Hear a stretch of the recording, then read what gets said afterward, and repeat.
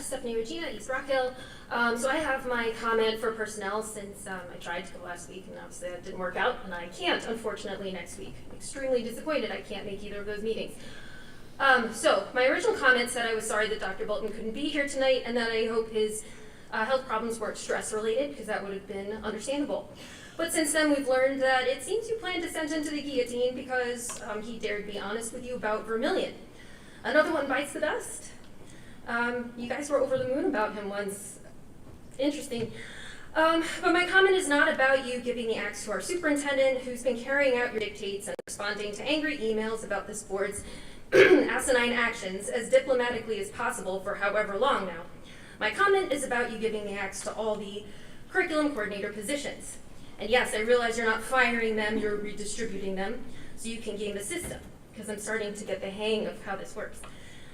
It has occurred to me that with our superintendent gone and the coordinator positions being eliminated, which sounds creepily like a round of executions in a dystopian novel, you know, the type of book you're probably jonesing to ban as soon as possible. Right now, remaining teachers, especially those at the high school, are running out of leaders. No superintendent, no high school principal, and now no coordinators.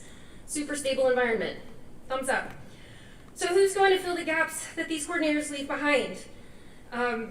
Is Jordan Adams going to do that single-handedly?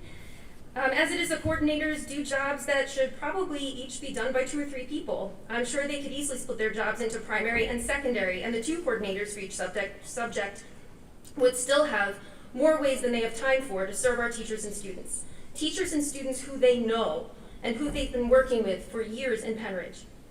Is Jordan Adams going to assign faceless representatives from his infant Ohio farm to replace them? Or will there be no humans at all for teachers to work with? Because you don't want our teachers to work with anyone on curriculum anymore, do you? You're basically trying to end their ability to be anything more than automatons delivering sterile, state-approved curricula. Because you are the state now, right? You are the dictators, and you're using our money to hire a carpetbagger, a mercenary, to come in and establish the new order. Boy, is that some creepy stuff. I mean, honestly, how does this benefit our students and not just your overt obsession with your own power? The fact is, even though some of you up there won the last election by 2,000 votes or whatever it was, there are more than 50,000 people in this district, and more of them are getting wind of how utterly megalomaniacal this board has become, and they no longer trust you to do your job honorably without them watching you. The people who come here and spend hours at a time in this room with you do it because they don't trust you, the teachers don't trust you, and the older students who, like the rest of us, are becoming more and more aware of what's happening, don't trust you either. When our kids succeed, none of you up there are the reason why. The people who are the reason are leaving in droves, or you're eliminating them. So you know what? Maybe don't fire our coordinators, and don't fire our superintendent.